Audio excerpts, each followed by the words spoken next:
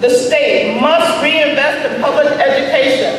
Everybody repeat with me, it is not an option. It is not an option. The state must reinvest in public education. The state must reinvest in public education. Jacob Sonnenschein here with the NYSide. And Ricardo Montero. This is NYPIRG of CUNY and SUNY. We have coverage of NYPIRG lobbying the New York State government for more funding to CUNY and SUNY. Around 500 CUNY and SUNY students have come here today in Albany. You have $485 million cut out of the New York State budget, proposed cut by Andrew Cuomo.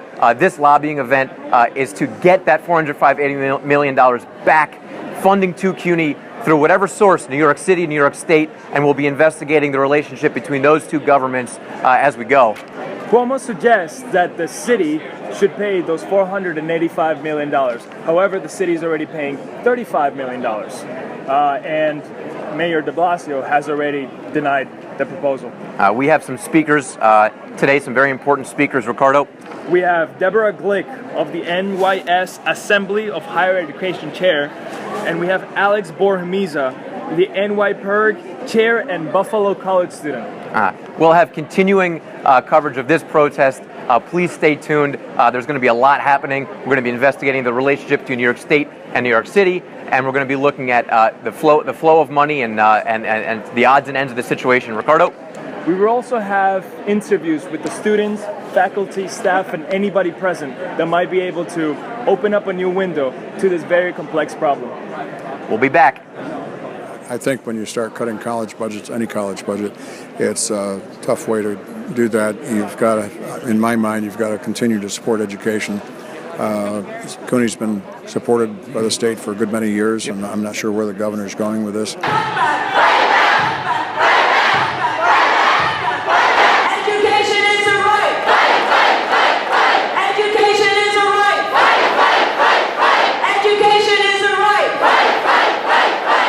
And I actually just interviewed an Eric Parmalee, a NYPIRG intern at one of the SUNY schools, who obviously advocates for the tuition freeze. There's a tuition raise yearly of $300. That's in response by CUNY and SUNY in response to the budget cut.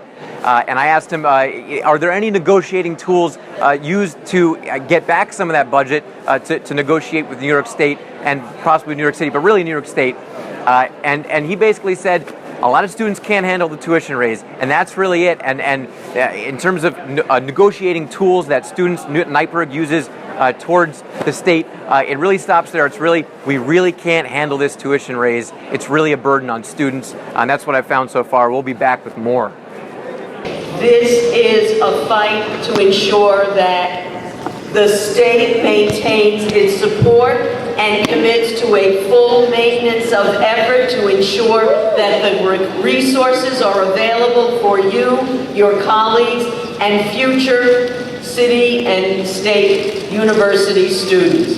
Because a budget that does not reinvest in higher education reflects the state's lack of priority for higher education, which there have this thing, the rational tuition increase. There is nothing rational when we have a global economy that's getting bigger, more intense competition, and you want to restrict funds for higher education. Is that rational? No. Governor Cuomo has a $6.6 billion government surplus.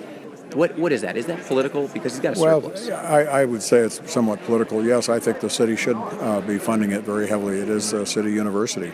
But most of these universities, they're funded through state dollars also. There's a lot of upstate people that go to the city university. Now, I'm finding that the more assemblymen and senators that I speak to are not really, I have not found anyone that is really with Governor Cuomo on this. I spoke to Senator Liz Kruger a few days ago. She's not with it. Right. So what is he in the dark on this? I mean, and it seems like this is going to happen. I mean, what's his power? You have to understand the budget process. The governor proposes something, and the legislature will try to put in ads back, but he's got to have something to negotiate with.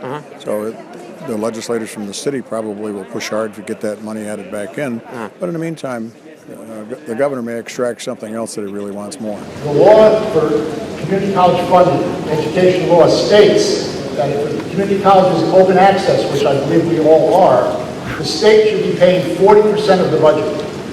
Currently, I think the numbers are down around 26% statewide. Well, I truly believe that if we got full funding from the state, that tuition not only would be frozen, but could possibly go down. Now, I'm not an economist, but I do think that if they gave us that much more money, we'd be in pretty good shape. Want you to have a good shot at a good future, or does the state want you not to have a shot at a good future? That's the question. Students, faculty, staff, unite. Same struggle, same fight. Students, faculty, staff, unite. Same struggle, same fight. Students, faculty, staff, unite. Same struggle, same fight. Do you think the $240 million proposed are going to help the declaration impasse that was put in the contract? That's a very good question.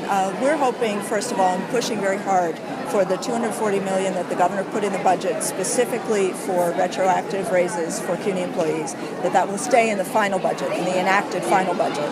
And then if it does, it would help tremendously to address the need for raises in our contract. It doesn't solve the whole problem. It doesn't solve the problem for all the workers, but it's a good step forward, and we are ready to move. And do you think maybe that $240 million will be used to have a raise on both the administration and the professors, or will that not even be an option? The line in the budget message from the governor specifically said for the contracts with CUNY employees, and the administration doesn't have the same kind of group contracts that we do. Right. Often when we get a raise, then the administration gives the workers who are not in the unions, gives them a raise. So I wouldn't be surprised, but it's designated specifically for the CUNY union. So we just heard some speeches from the speakers, such as Barbara Bowen, Deborah Glick. Assemblywoman Glick, and now we're here at the Capitol building trying to get a quote from the assembly members and the senators. We're in this beautiful room right now, and we are going to question them about what are they doing to support or oppose the cut in the CUNY budget. And actually just being in the Capitol, we've learned some interesting things concretely on what's going on here with CUNY budget cuts. Assemblymember David Weprin mentioned that he's working on passing a bill soon that would stop budget cuts to CUNY and SUNY. Also, Kevin Peterson, I apologize, I don't know if he's Assembly member or Senator, but Kevin Peterson mentioned that there is a law that state funding to community colleges, CUNY Community College, must be at least 40%. That's according to the state education law. The executive of NYPIRG mentioned that there are some strong negotiating tools for freezing tuition besides just our students can't pay. Things like enrollment rates have dropped, and that possibly this movement could lead to some political power to take Governor Cuomo's voter base away, out from under him. So some interesting things there, and we'll continue to report as the lobbying event progresses.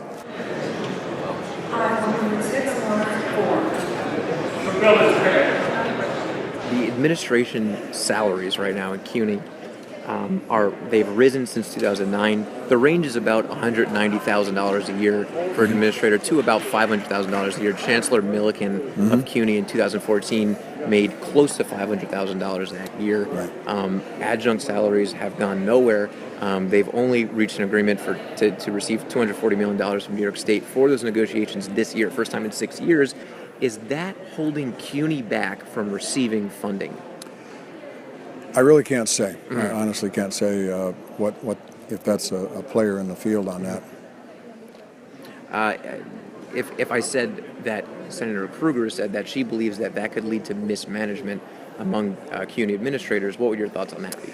Well, anytime you got to pay for what you get. Anytime you're not paying somebody a reasonable salary for the work that they're doing, you start running into problems. So I think the adjunct professors typically should make more money. From an upstate perspective, the $500,000 salary seems that's a lot of money. Yeah. So for the chancellor, so I guess maybe you'd have to look at that, but certainly I think you should help the buns on the bottom a little bit first. Just to wrap up here in Albany, again a refresher: NYPIRG of CUNY and SUNY lobbying to the New York State government to get $485 million back in CUNY funding that Governor Andrew Cuomo has proposed to cut out. He is trying to transfer those funds to New York City. We had speakers, we had chants, speakers from the Professional Staff Congress, we had speakers from NYPIRG, and we also spoke with senators and assemblymen. Ricardo interviewed Barbara Bowen, the head of the PSC. A lot of good stuff that we got today. Ricardo? We even got to sit in the assembly chamber and watch as the assemblymen and the senators did their work, passed their bills, and we got to talk to some of them. So that was fantastic. I got an interview with PSC president and head of PSC, Barbara Bowen, and I will write another article on that based on the opinion section based on that article. And it has been a very high energy day. We got a lot done as far as the CUNY budget goes, and you will be hearing more from us based on today. Yeah, a lot of energy coming from NYPIRG today, and a lot of substantive remarks coming from people at the top in the government and NYPIRG and the PSC. For now, Jacob Sonnenschein. Ricardo Montero live from Albany, New York. Thank you for sticking with us. Have a good day. And our beautiful camera work from Aaron Seeger. That's right.